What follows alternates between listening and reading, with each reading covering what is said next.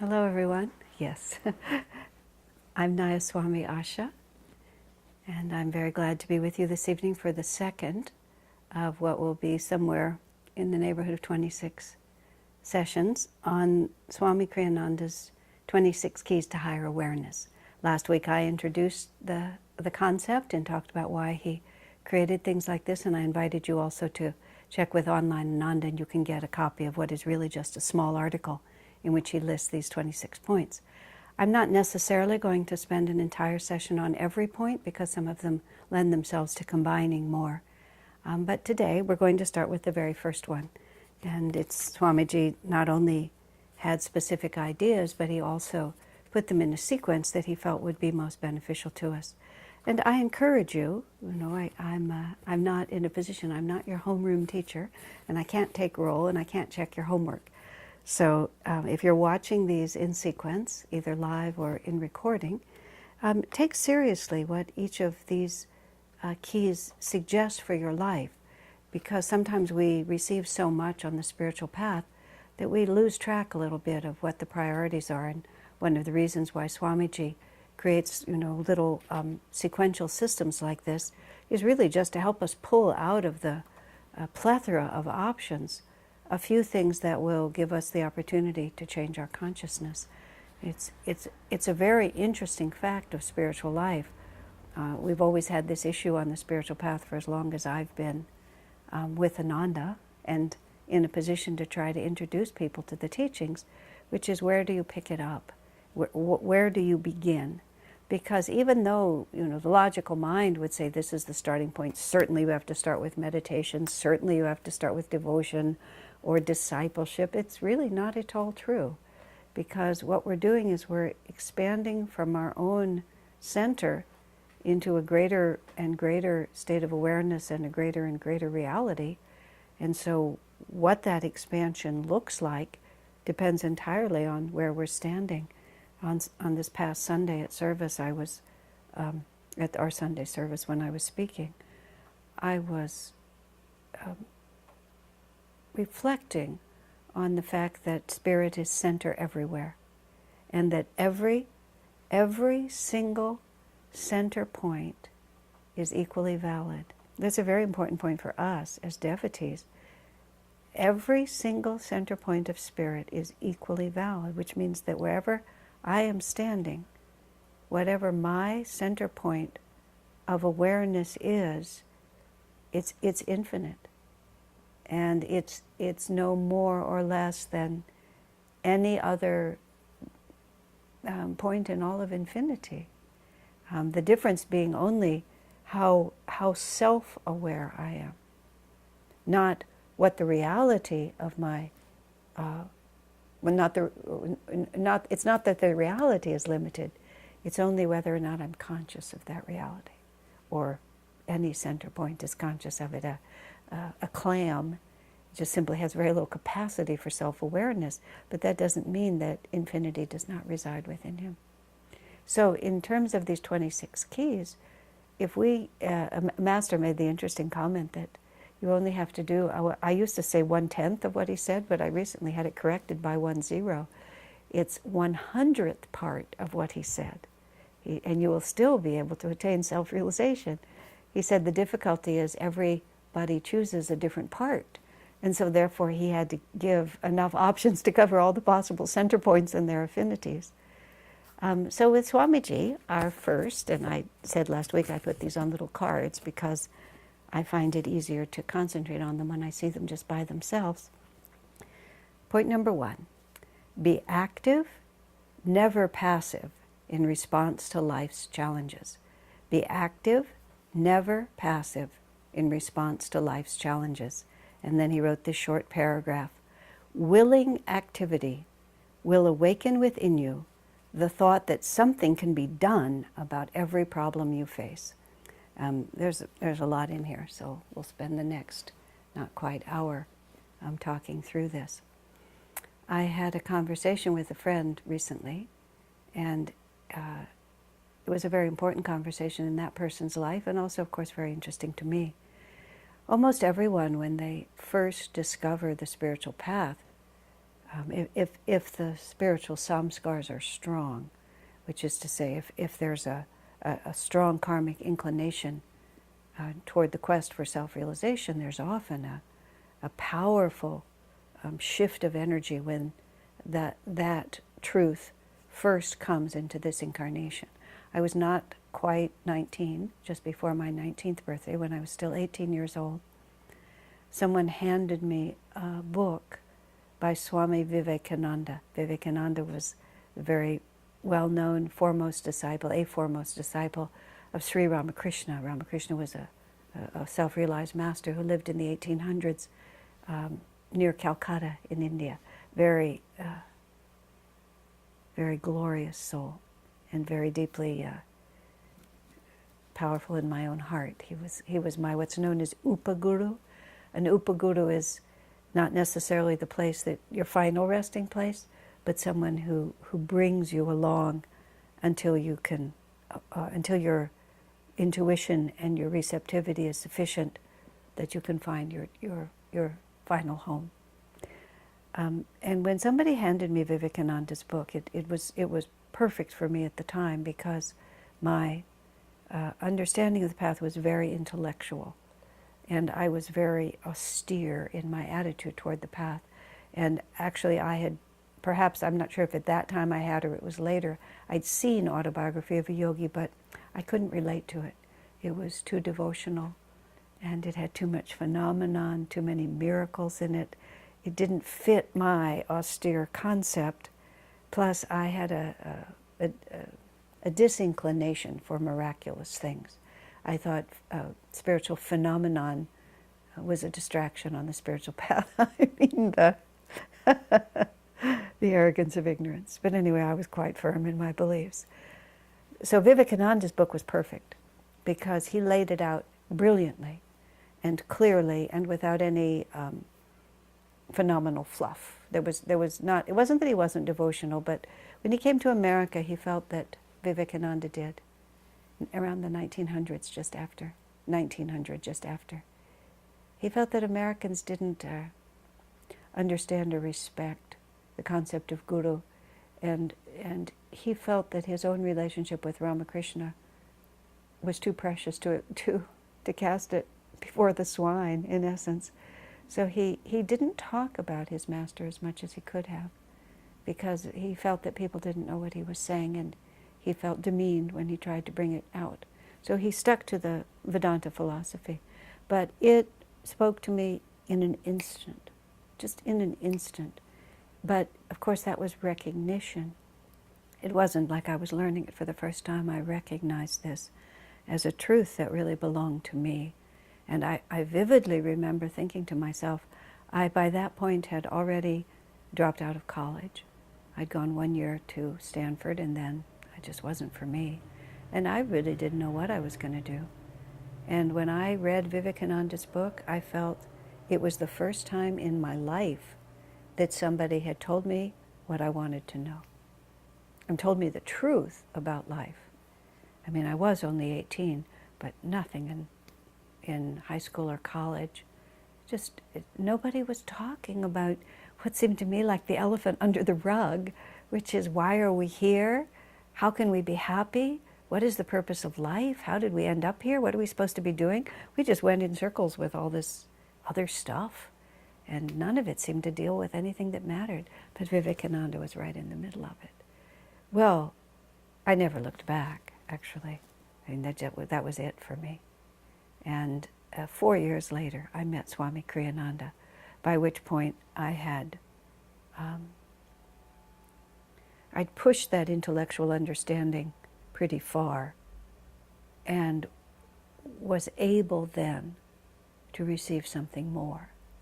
Because what I saw in Swami Kriyananda was the incarnated fact of the philosophy that I'd been studying. This is what it looks like when it is who you are, not merely what you read and believe. I read it and believed it, but he embodied it. And then I read Autobiography after I met Swami Kriyananda, and I thought it was a great book. I couldn't figure out why I hadn't noticed that the first time. And of course, the book was just the same. The difference was me. I was just ready. I'd lived a little longer. I'd been humbled by life's experiences. But more than that, the vibration of the book had been given to me in a way that I could accept in Swami Kriyananda.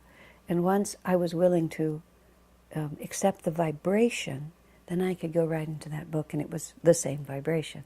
I mean, Swami's vibration was the vibration of Master, and autobiography was Master's vibration, and I'd met that vibration, and I could accept it. That's not a small part, excuse me. That's not a small part of how spirituality works. Swamiji often talked to us about how there have to be living instruments, there have to be living channels, because this is not just ideas. This is a vibration of consciousness, and that can be transmitted through the written word. But its real power is when it's embodied. And even all of us as disciples, as devotees of this path, we have both a responsibility and a capability of putting that vibration forward and to help others as we have been helped. It's not arrogant to think that you can, because it's not you. It's the vibration of the masters, and well, they can use anybody who's willing. As many as received him, receive that power. So it's humbling rather than ego-inducing to realize that I can open myself as a window. Look at that. The more I get out of the way, the better off I am. I've been amused many times because I've lived a rather public life, and sometimes people like what they experience, and sometimes people like to try to heap praise upon your head. And it always amuses me, because insofar as anyone has received inspiration or anything that they considered beneficial, by definition, I do not deserve the credit. By definition, what they are saying is, oh, look, you got out of the way sufficiently, so something, so that you were able to be used, that the masters were able to put their vibration through you because you stepped aside. So when somebody come and tell you what a wonderful job you did, you know exactly in your heart that, wow, I guess I did nothing this time, that's why they liked it. And then people are so amusing because they're absolutely determined that you take it upon yourself. And they'll just try to argue, well, somebody had to do it, somebody had to be the instrument. At a certain point, you just say, I'm so glad you enjoyed it.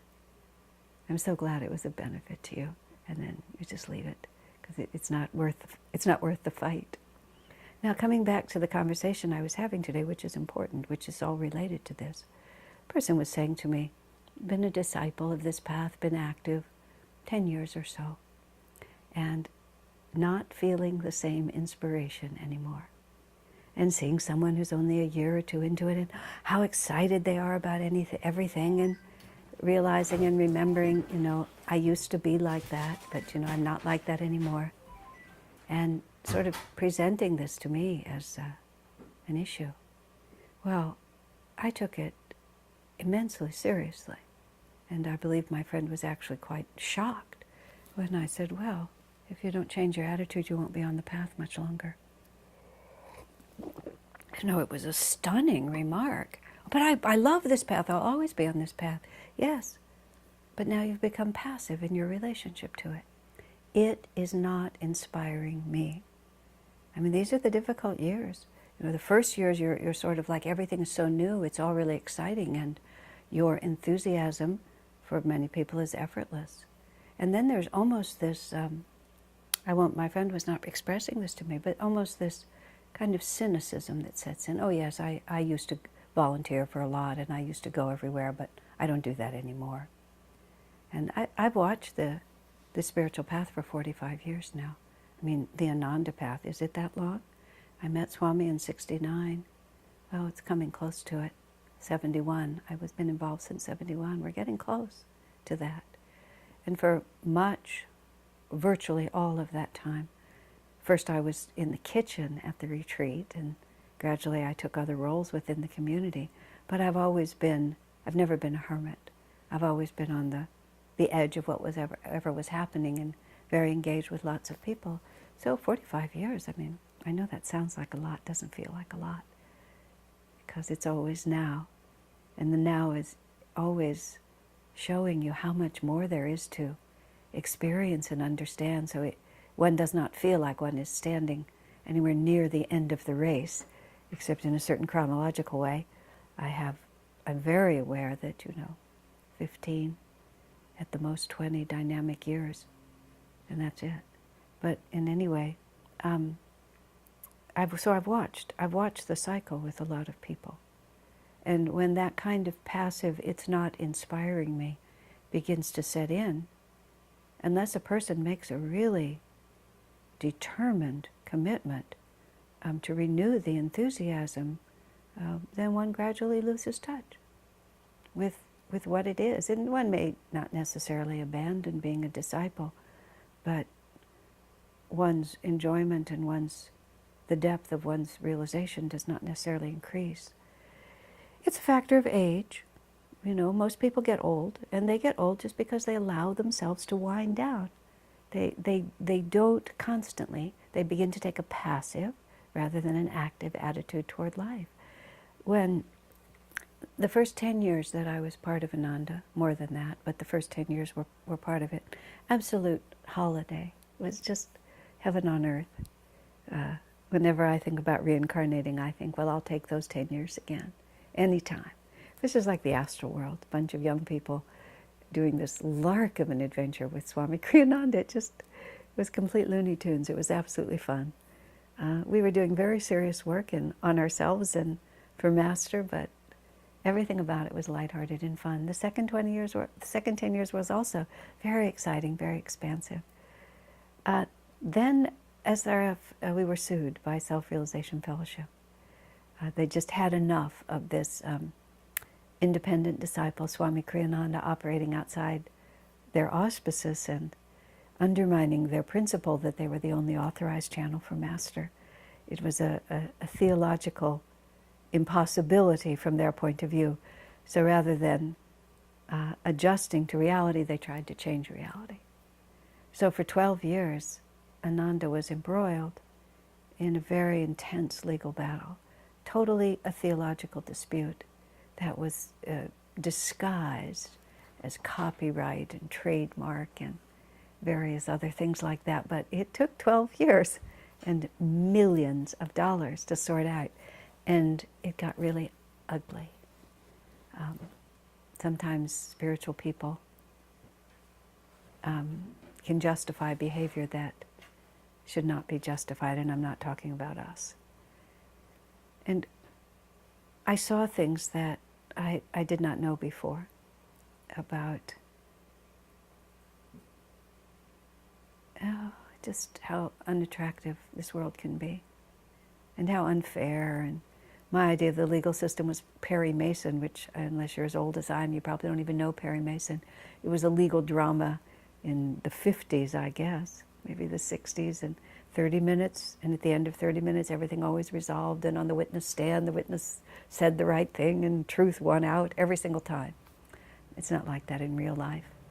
After 12 years, that's not the important point. After 12 years, after it was over, and it was tough, and then it ended.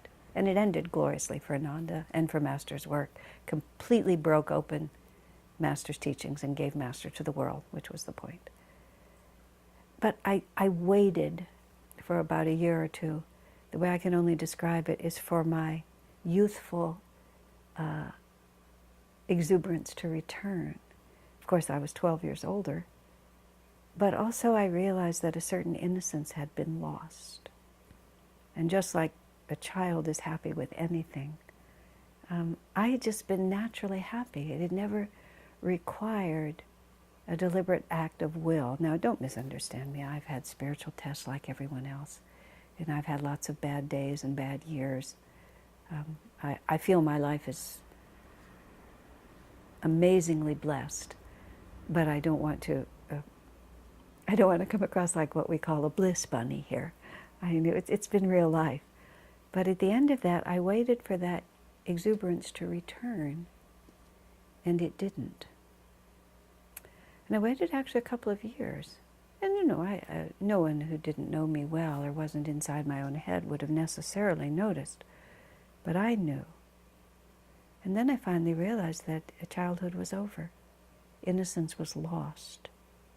And Swamiji often tells the joke that he enjoys about two 5-year-old children, a boy and a girl. And the little boy asked the little girl, who knows why, he said to her, "Are you a virgin?" And she said, "Not yet," which is actually a very valid answer. She didn't have enough knowledge about the nature of life. She was before that question could be answered. And in a very real sense, that's what childhood is about. It's not really that your so-called wisdom, yes, of course, you can carry over a lot of wisdom from past lives, and chronological age means nothing. But also there's a certain I have no responsibilities, I don't have a job, mommy and daddy are my slaves, whatever I need comes to me. And there's a great deal of just fun in that. I watched this little child in his stroller in the airport once. We were on one of those long international cycles that test the mettle of men's souls. And this little child, about 2 or 3 years old, was just thrashing around in his little stroller, and he was exhausted and confused, and his parents were just as worn out as he. And he just kept, sort of calling and whining, and I knew what he was saying. "I'm miserable, somebody do something." And he just, "Somebody do something." And of course, mostly for children, somebody will do something. But then there's a point where it isn't automatic anymore, and that's really where I was standing. And I saw that either, at this point, I begin to, what I would call, lose my vocation. That's an expression from traditional monasticism, where you have a vocation for the religious life. Of course, in the tradition, that meant you were a monk or a nun. But it wasn't just a question of whether you wanted to do it. That was always the way it was understood. Do you have a vocation? Is God really calling you to this? And if you lose your vocation, you may still love God, but you've lost your connection to that way of life. And I mean, to me, being 100% into the spiritual path is my vocation. And I could see that I was in danger of losing it. Because if I just remained passive in the face of my loss of innocence, then I would become like all the other old people that I knew. And like too many devotees, I have to say it frankly. I'm not talking about the heart and soul of Ananda, but just devotees that I've seen. What Swami would call sometimes straw fires. People are burned hot for a while, but they don't add more fuel. And they don't have more enduring fuel. They don't add lumps of coal that'll really burn for a long time and then glow hot afterwards, but just keep throwing straw into it and it just goes away like that. I had to decide. And so I was talking to this friend today also. You have to decide what you're doing. And the friend said to me something like, "Well, I've noticed that I've become sort of an observer of things." And then said, somewhat ruefully, "I thought maybe I was developing detachment." I said, "Well, apathy is not the same as detachment." And this is where it's very important. We have an example of Swami Kriyananda here. Swami Kriyananda was never passive, never. He was completely detached. I never saw him rattled, ever, by circumstances. I saw him, with tears in his eyes, touched by the beauty or the sadness of things. It's not that he was walled off. But he was not, he wanted God's will. And what came of itself, he let it come. But he was never passive in the face of it. Just even in an interesting way, because I made reference to the years of litigation that we went through. And there were actually 2 separate actions filed, even though it was all SRF's effort to destroy Ananda. But one of them was an attempt to destroy Kriyananda's reputation and the reputation of Ananda, and it was ugly. Yeah, that was really ugly. That was the major loss of innocence.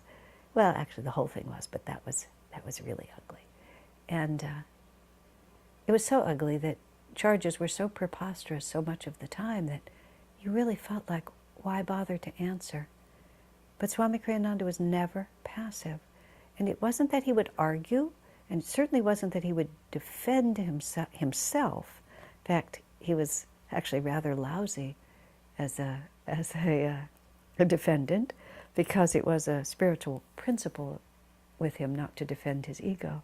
So if people wanted to think ill of him, he wasn't going to try to persuade them otherwise. He answered, and he answered truthfully, but he answered with a certain degree of detachment, and they used that against him. But in any case, what I was going to say is, whenever untruth was spoken, Swamiji would always speak the truth. And if that meant write an article, write a letter, hold a satsang, write a book, he would always stand up for the truth. And I began to learn that my passivity was allowing negativity to have a certain power over us.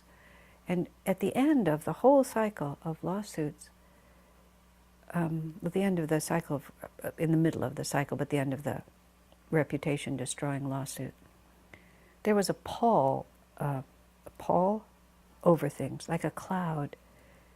And at some point I finally realized that there had been a last negative assault that I had simply said, oh, it's just not worth it, it's over. But my passivity in the face of that negativity was a weight on us.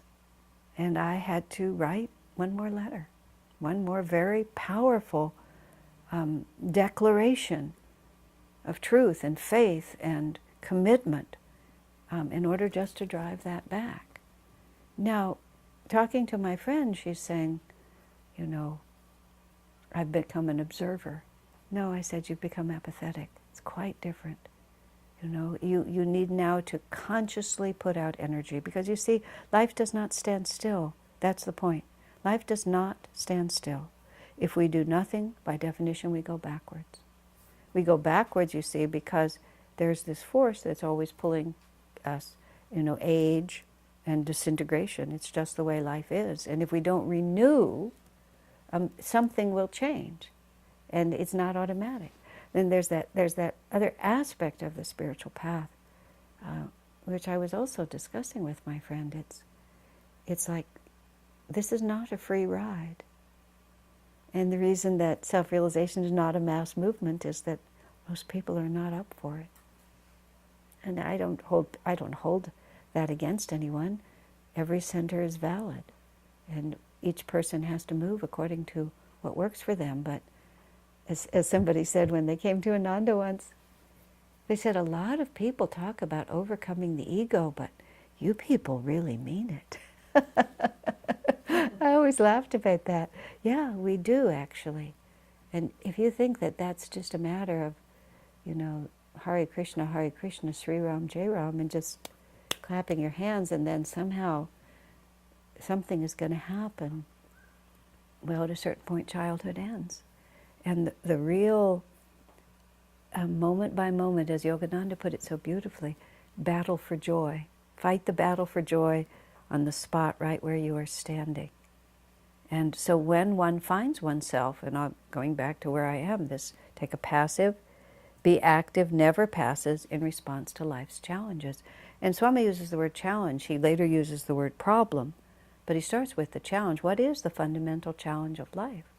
The whole, I mean, quite apart from the quest for self-realization, which is, of course, our primary interest in these discussions, but the primary challenge of life is energy, and expanded awareness.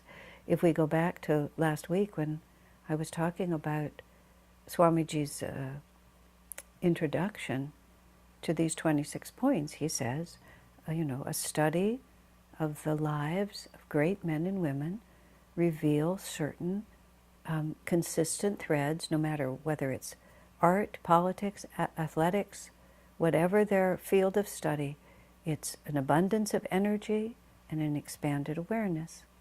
And those are the two forces, if you really think about life itself, those are the two forces that we're always struggling to have.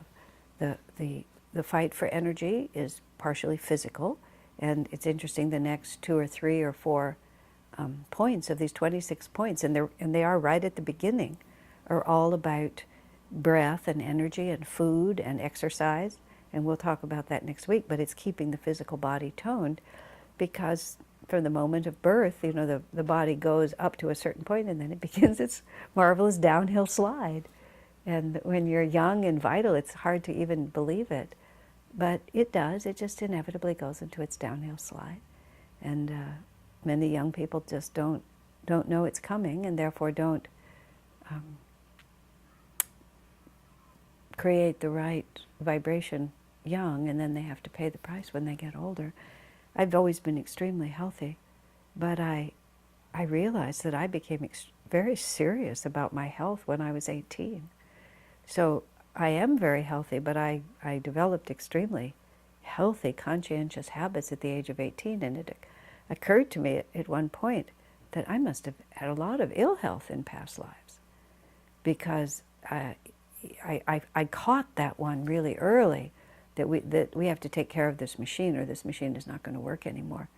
And at this point in my life, every 3 or 4 years, I take on some new possibility of something to keep myself healthy, and I don't even know. I know that everything that I take on somewhat consciously, whether it's wheatgrass or spirulina or maca powder or new vitamins or some kind of a routine. I don't take them on randomly, but there's a certain part of me that thinks it's random. It's just like, you've got to do something. You have to do something to just keep it toned. You have to do a certain tapasya is the word. Tapasya means focusing of energy, repudiation of that which dissipates, concentration of that which strengthens. Tapasya is sometimes called austerity, but that under defines it. Tapasya is a gathering of energy so that it can be directed where you want it.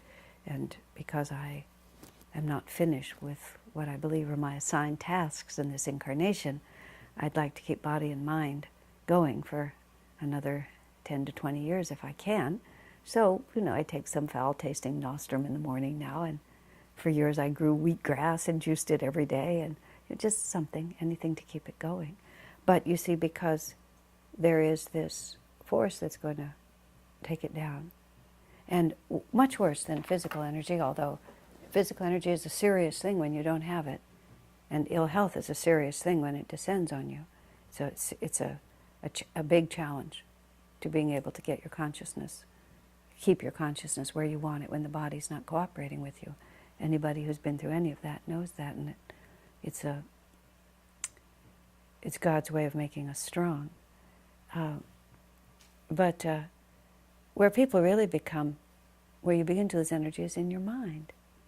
Because it's so easy to just go with the known, and it's so easy to not want to understand more than you already understand, and it's so easy to be intimidated by the challenge of absolute self-honesty, which is what increased awareness requires. To have a greatly expanded awareness, first of all and above all, means you have to be able to deal with things as they are. Well, if you look and watch, what really blocks people's awareness is they don't want things to be as they are. They want them to be different. Whether it's to accept within oneself that one's aspirations are beyond one's talents, or to have to realize that the disintegration of a relationship that I was attached to is at least partially because of the way I behaved. That I really do have a drinking problem, if I have a drinking problem. Just the capacity to actually see things as they are. And we don't want to because of the next step, that therefore then certain actions will be required. So we become passive in the face of life's challenges. Just hope that they'll go away. I was very touched by an elderly relative toward the end of his life. I have so trained myself, at least to try to understand more about every situation I'm in. Again, I don't want to overstate my virtues, but I try to look at things as they are and not hide from them. And I was encouraging my relative to face something that needed to be faced, and it was anguishing, but also very enlightening when he said to me simply, I don't want to. And he said, basically, I've suffered enough in this life. I'm not interested. And that was how increased awareness looked to him, which is, if I just go passive now, and in fact, soon after that, he began to lose his mental acuity. And it was fine. It was just the last few years of his life. And I thought to myself, he just took a holiday. That's how I would say about it. Oh yes, he just took a holiday. It all just got to be too much for him. So just before he went to the astral world, he's just taking a little holiday in the last few years here. I just don't have to think about it anymore. And he concentrated on other things. He became very sweet. And he no longer tried to be astute.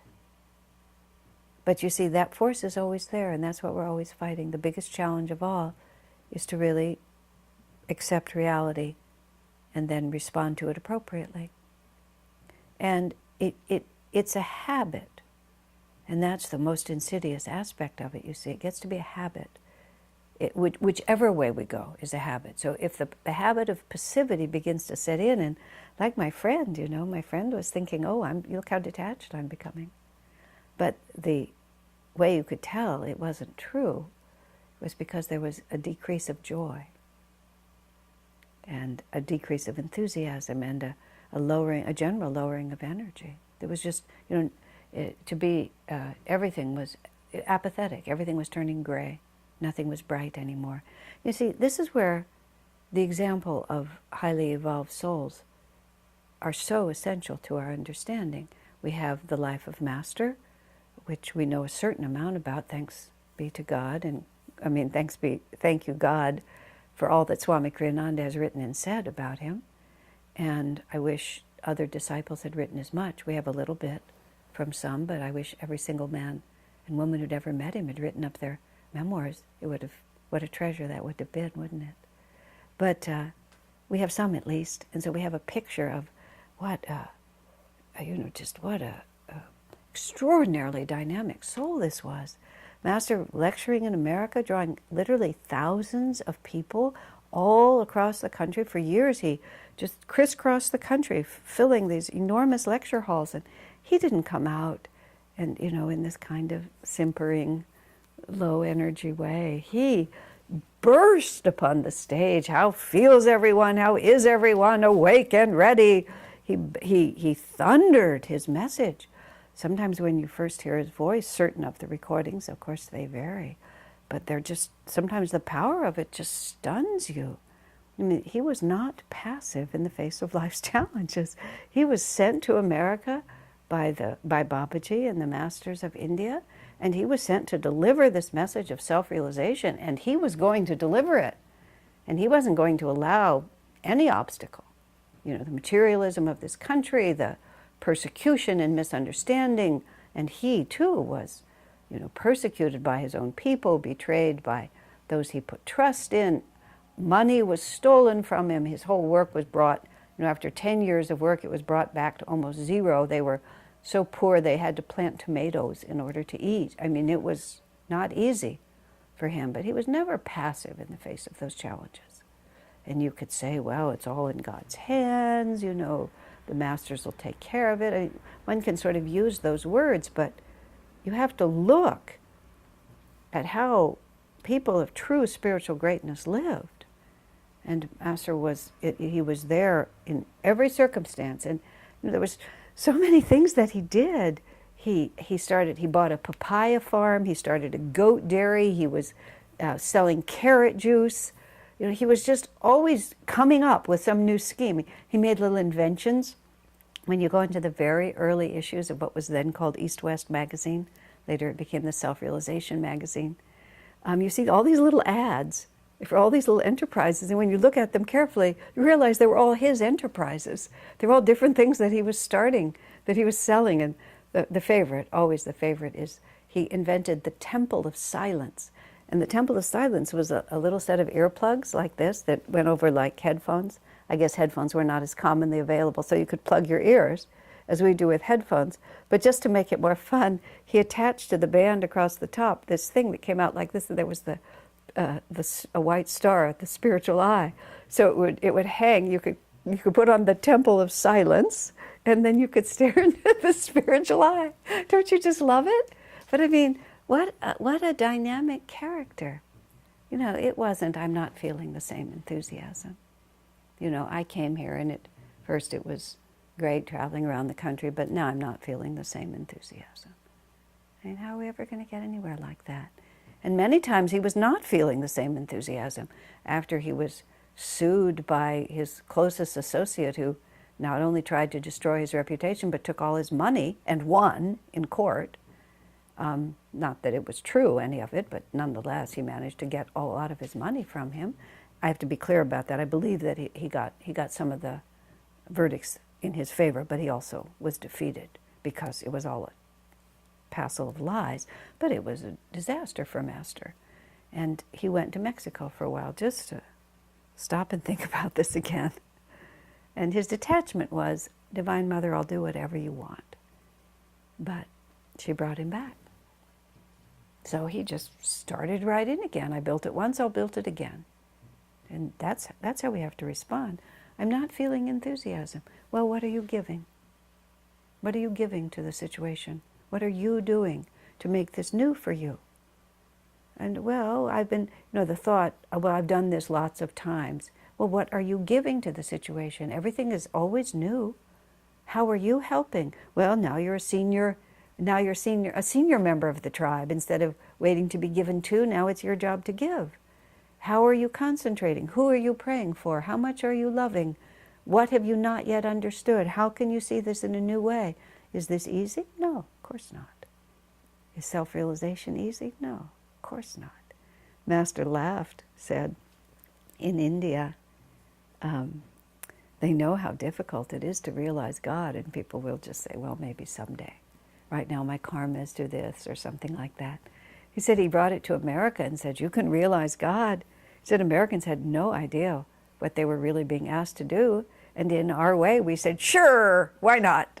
And Master talked a lot about how much he loved that attitude. Sure, why not? If it can be done by someone, it can be done by me.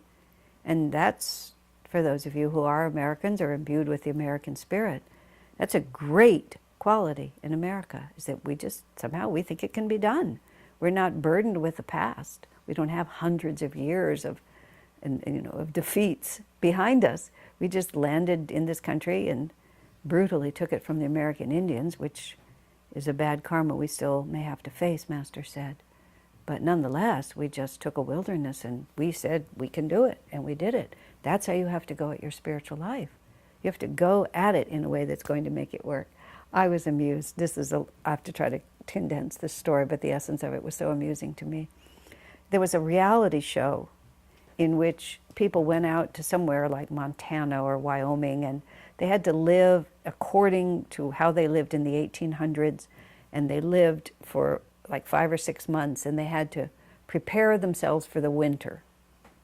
And then the program ended before winter actually came, and then they were judged as to whether or not they would have died over the winter, whether or not they were actually prepared. As it happened, the cousin of a woman who was part of our community was on that show. And she thought it was just so nifty, we all sat and watched the show with her. After, we watched the recording of it later. It was actually rather entertaining. He was very good on the program because he'd been born on a hippie commune and had sort of grown up that way, chopping wood, hauling water, so it was all rather natural to him, which was part of why he'd been chosen. Okay, there's one family there, and this family was a very wealthy family from Los Angeles. And the father was a businessman of some sort. And they were allowed to bring one authentic item in with them, but it had to be authentic to the times. This man brought a still. He brought a whiskey still. The sheer creativity of it, forget the morals. The creativity of it was just so brilliant. I loved it.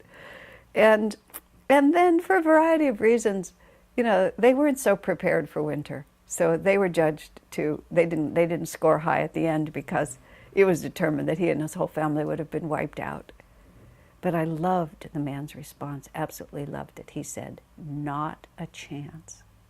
He said, we would have survived better than anyone. Of course, he could have sold his whiskey, and he knew that. I think he even actually said that.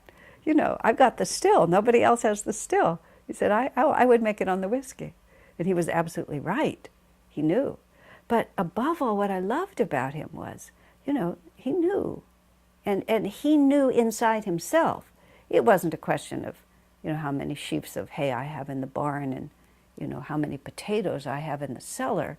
It's if I have the energy to meet the challenge, and way more than anyone else on that program, that man, well, maybe my friend's cousin, but that man had the energy to meet the challenge and the creativity. And he was a self-made wealthy man because he was in the habit of meeting life's challenges dynamically. Now, so we move into superconsciousness here because everything in life resolves itself in the end. There's the dualities always resolve into one. And this is a metaphysical point that we talk about in lots of different ways, but another way of saying that is that all opposites balance. In nature, they say if the poison plant is here, the antidote is over there.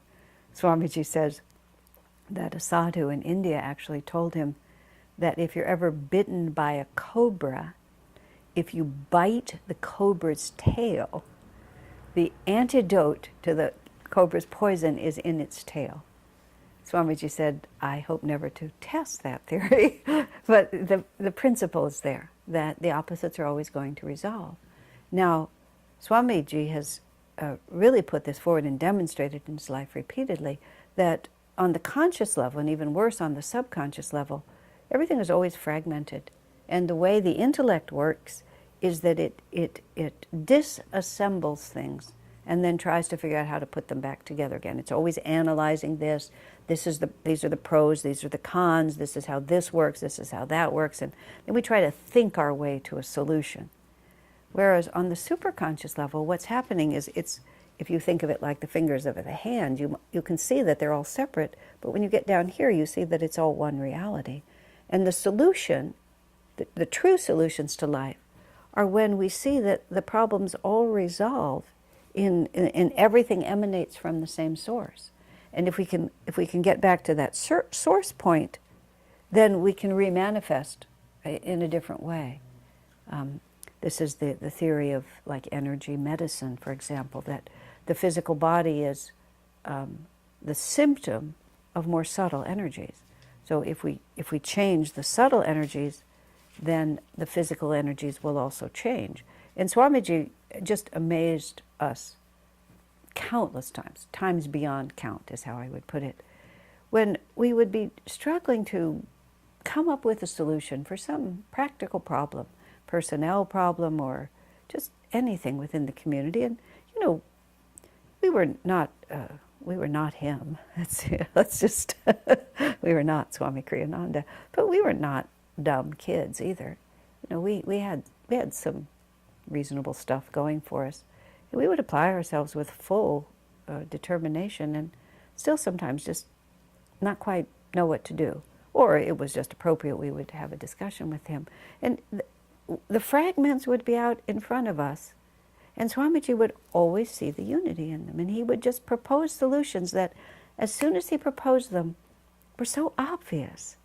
But somehow we were not sufficiently attuned to that higher level of reality in which everything resolves. But how do we get attuned to that? It's by just having the assumption in ourselves, and this is where Swami puts it just so beautifully. Willing activity will awaken within you the thought that something can be done about every problem you face. And he uses that word willing activity. It's not just the kind of, oh, well, it has to be done. And I remember being maybe 2 years old, maybe 3, not much more than that, and having created a huge mess in my bedroom, at an early age, I betrayed a certain weakness that I have, that my follow-through is something I've had to really work on. My starting energy is great. Sometimes my follow-through, I'll use it in the past tense, has been weak. Now I think I'm a lot better. But I was there as a tiny child, and I dumped all my toys. I pulled all my toys off the shelf. In my mind, that shelf is as big as the wall of a house. I suspect it was a small bookshelf because my parents did not bury us in material things, so I couldn't have had that many toys. But whatever it was, I pulled them all off the shelf. And then I wanted to reorganize them or something. And then I lost interest in the project. When my mother saw that I had made a mess in my room and simply walked away from it, she was not about to let me get away with that. She certainly wasn't going to pick up after me. So she sent me back into my room and told me I had to put everything back on the shelf. And oh my, for some reason in my little child's heart, I thought that was just the most onerous and unpleasant imaginable task. And I vividly remember sitting there and just in front of this, what seemed to me this Himalayan mountain of toys, and the task of having to put them all back on the shelf. And I just went into this, melodramatic, I mean, there was nobody watching, but this melodramatic sense of the tragedy of life. And each toy I would pick up as if it weighed so much that I could barely lift it.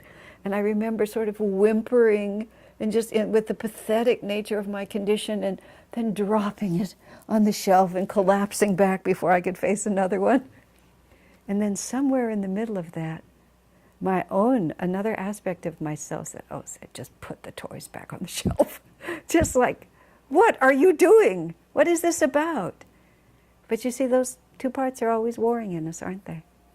And it was a trivial project. I can't remember what happened after that. Whether I just gathered my forces and spent 30 seconds and put all those toys back, or what I did. But I remember the dichotomy between the possible and the attitude I was taking. But I have always remembered that. And I think that was really the lesson of it. How am I going to respond? Because a habitually passive attitude, the opposite of what Swami says here, gets us into the thought that problems are overwhelming and can't be solved. And is that an abundance of energy? Is that a greatly expanded awareness? You see, all problems have a solution. Of course, adjusting to reality may be difficult, because the solution is not necessarily that, I get what I want. In the book Ask Asha, which I published not too long ago, I was going to reach for a copy of it. I will, just to give it a little plug here. I'm very pleased with the way it came out. It's a good book. Real questions from real people. So it's not theoretical answers. There was always somebody's actual consciousness on the other side. And they asked me all kinds of things, all kinds of questions. It's very fun. It's a very fun book also. And one woman wrote to me and said, I'm very much in love with one of my coworkers. And we used to be close, but now he's repudiated me. And he seems to have gone on, and he seems to be happy with his new friends, but I'm miserable. What can I do? And what she wanted me to say, and may even have actually put in her letter, how can I get him back?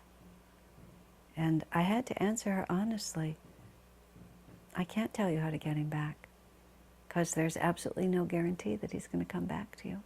You can't make someone love you. You can want them to love you, and you can love them with your whole heart.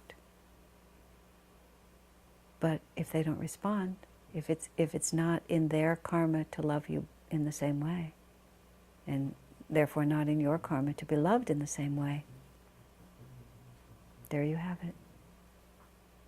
One of my friends, Hanel Cassidy, he was in his 70s when he came to Ananda, when the rest of us were in our 20s. He was the elder statesman, and he taught the people to do organic gardening. I wasn't a gardener, but I knew him somewhat. He was very wise in the ways of the world. He'd had a very full and interesting life. And I remember him saying in his way, the great tragedy of life is that A is in love with B, but B is in love with C, and C is in love with D, and no matter how hard they try, it never gets straightened out. Just like that. And that is how it is. And so this woman, I had to say, it's just, there's no way that I can say, do this and this and this, and he'll come to you. Because it's not necessarily going to happen. Then I gave her good advice, which I won't tell you, you have to read the book. But the point being that sometimes we're passive because what is actually being asked of us is something that we hope to hide our heads from. So we become both low energy and limited in our awareness. And where will that take us? Well, I know where it takes us. It takes us into death and reincarnation. That's where it takes us. Because everything has to be faced. Reality has to be faced. Energy has to be raised. Awareness has to be expanded. Ego has to be overcome. I mean, we don't think of it necessarily as ego, just to want to love someone and have a nice home and family. And there's nothing improper or inappropriate about that desire, and nothing to be ashamed of either. But ego is the infinite self identified with this little defined reality, this reality confined and defined by the body that we're in and the conditions of life that the ego wants to have, that it perceives as happiness producing. But the infinite self has a different concept. You see, it's playing by a different set of rules. And its rules are freedom. And it's unrelenting. The soul's determination to be free. And to be free means to be in a state of perfect bliss. To be free from all delusion and from any possibility of having one's bliss tainted by sorrow. Because bliss is our true nature. And the soul just isn't going to compromise. You can put it another way. Divine Mother is not going to compromise. Just like my mother would not compromise with me. She just really didn't care if I was in there whimpering my little heart out. She wasn't going to compromise. She wasn't going to come in and say, oh, that's all right. You can make a mess and I'll clean it up for you. I mean, why would a mother who really loved her child do that? And my mother really loved me, and she was much too smart to do that. But we, as grown-up, ego-involved souls, want our Divine Mother to compromise. We want her to give us more than we've worked for. We want her to lower her standards and allow us just to set up our tiny little universe and not interrupt it, not ask us to expand our energy or increase our awareness. But she's not going to compromise. And so we have to realize that every time a challenge is offered to the present dimensions of our consciousness, we have to rise up and meet that. Because we either do it now or we do it later. There's no, and later could be 50 incarnations from now, or 5 incarnations, but we're going to eventually have to do it, because the soul will never be satisfied until we burst through that. And that everything that looks like a problem to us, meaning an obstacle to our happiness, a condition that justifies our misery, is simply a challenge to our energy and to our expanded awareness. And sometimes our awareness has to expand really far. You know, it has to expand all the way to, the most fundamental principles. By that I mean that God is always in charge.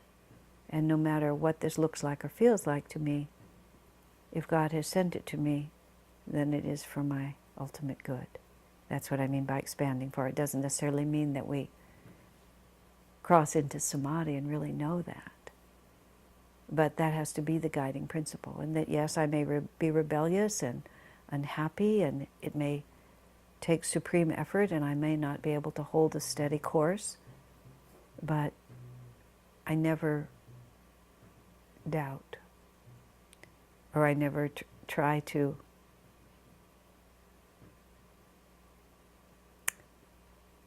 create an alternate reality.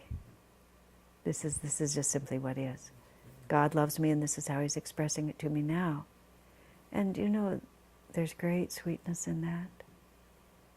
Because then no matter what this world hands to you, you can always go back into that. Oh my Lord, look at what's happening. Isn't this interesting? Everything that I thought should go this way, and now it's not, it's going this way.